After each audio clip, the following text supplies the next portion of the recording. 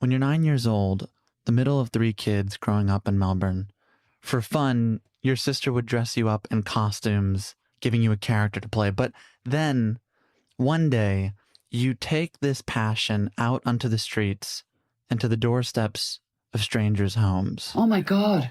Have I mentioned this before?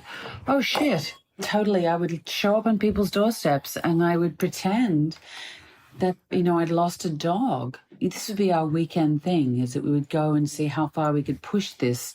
And then one day I got invited into these people's homes and I got asked to dinner. And it was like 5 o'clock and I knew I was meant to be home. And in order to get in and to compound the lie, I realized I had to be emotionally upset about the loss of the dog. So I had to start crying.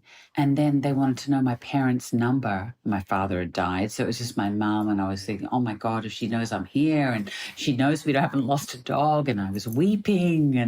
And these people took me in and they fed me.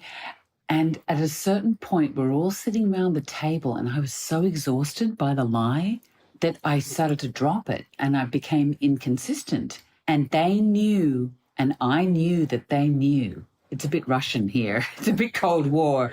That I was lying and they knew I was lying, but we agreed for the sense of social convenience that we were all going to just say that this lie has existed, but you can leave the house now.